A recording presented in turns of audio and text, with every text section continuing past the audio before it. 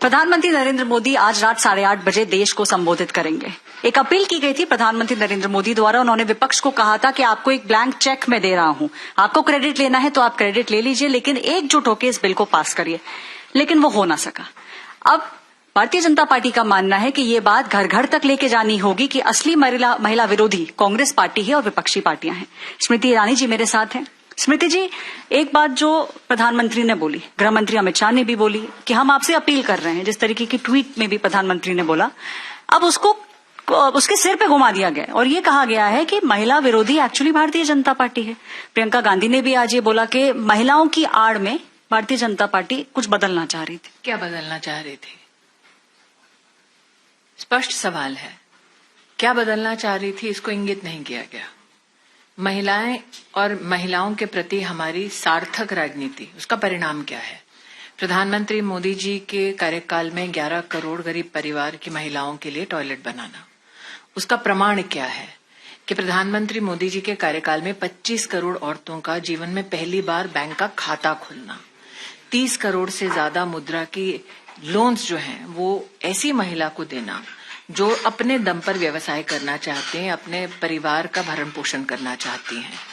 10 करोड़ से ज्यादा महिलाएं जो सेल्फ हेल्प ग्रुप में अपने आप को समर्पित कर इस देश में कम से कम $35 बिलियन का वार्षिक व्यवसाय करती हैं। प्रधानमंत्री मोदी के कार्यकाल में महिलाओं को परमानेंट कमीशन मिलना इंडियन आर्म फोर्सेज में।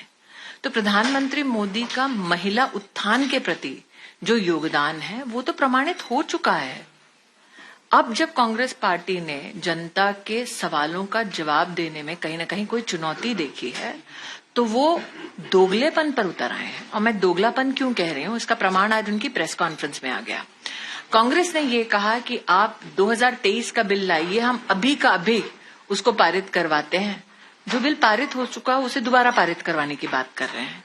वो कहते हैं कि नहीं, जो 2023 में आपने किवायद की थी उसका हम समर्थन करते हैं। 2023 का जो बिल है उसमें स्पष्ट लिखा था कि डिलिमिटेशन के बाद ही महिला आरक्षण लागू होगा। तब अपने इसी प्रेस कॉन्फ्रेंस में कांग्रेस पार्टी ये भी कहती है कि नहीं, वो डिलिमिटेशन की जो कमीशन बनेगी, जो कमेटी व्यवस्था समिति बनेगी, उस पर विश्वास नहीं करते। तो जिस व्यवस्था पर वो विश्वास नहीं करते उस व्यवस्था के चलते फिर आरक्षण कैसे दिया जाएगा महिलाओं को?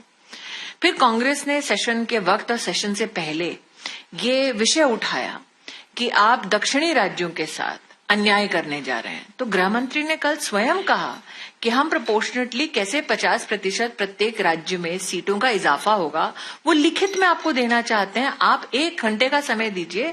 गृह मंत्री ने स्वयं कहा कि हम अमेंडमेंट पास करना चाहते हैं। अगर वाकई में कांग्रेस की मंशा होती कि वो टीएमसी डीएमके दक्षिणी राज्यों का संरक्षण करना चाहते थे तो गृह मंत्री के उस प्रस्ताव का उन्होंने समर्थन क्यों नहीं किया? एक पॉइंट पे तो मान गए थे वो, केसी वेणुगोपाल खड़े हुए तो उन्होंने बोला 1 पॉइंट मानेंगे, 1 पॉइंट नहीं मानेंगे। तो आपको लगता है उस समय भी चाह नहीं रहे थे, बस बोलने को बोल रहे थे? क्योंकि बोला नहीं ना।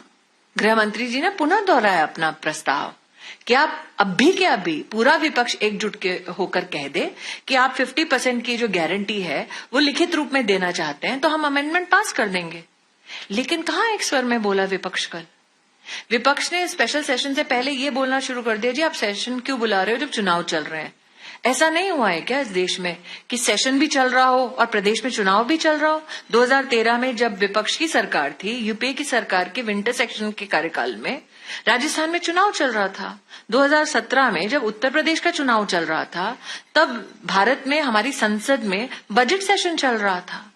तो कांग्रेस हर मुद्दे को झूठ के दायरे में क्यों आंक रही है? सच क्यों नहीं बोलती जनता से?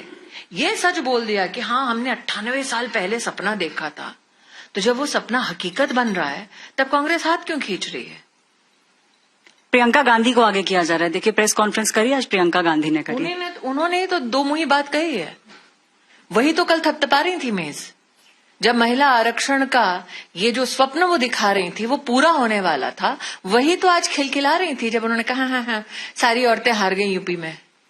हम तो नहीं कर रहे थे, वही कर रही थी। प्रियंका गांधी, कांग्रेस और विपक्ष को अगर आप एक लाइन के अंदर कुछ कहना चाहती हैं तो क्या कहेंगी? उनको तो जवाब देश की महिला देगी। ये भ्रम में ना रहे कि जो सामंतवादी सोच में कि सिर्फ मैं, मेरा परिवार और हमारे परिवार की औरतें ही देश की संसद में, संसदीय कार्यशैली में अपना जौहर दिखाएंगी और देश की साधारण माताएं बहनें, उनको मौका नहीं मिलेगा। ये वही साधारण औरतें हैं जो मुंह तोड़ जवाब ऐसे नेताओं को देंगी जो कल जो मेज थपथपा रहे थे ना, इन विधेयक के पारित ना हो पाए उसके लिए जो अपनी आवाज बुलंद कर रहे थे। आपको क्या लगता है हिंदुस्तान की औरतों ने एक एक चेहरे को पहचाना नहीं है?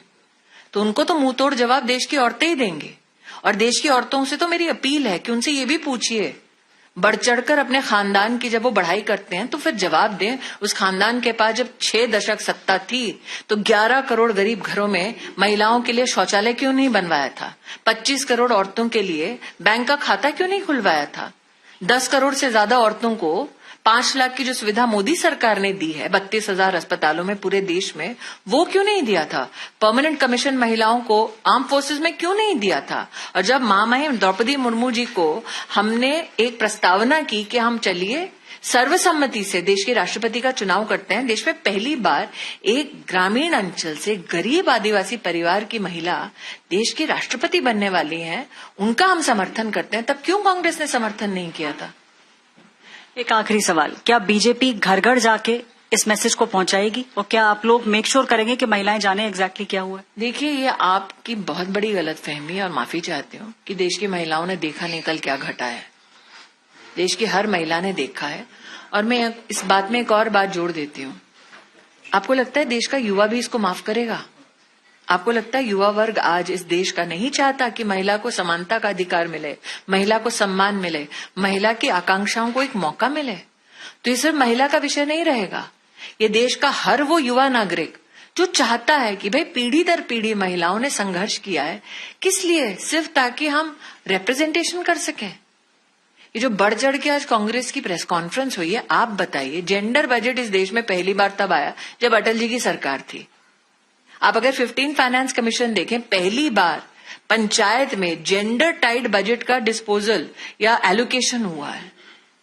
हमारे देश में पहली बार हम सब मेंस्ट्रुअल साइकिल की बात करते हैं, मेंस्ट्रुअल हेल्थ की सारे इंटेलेक्चुअल्स बात करते हैं।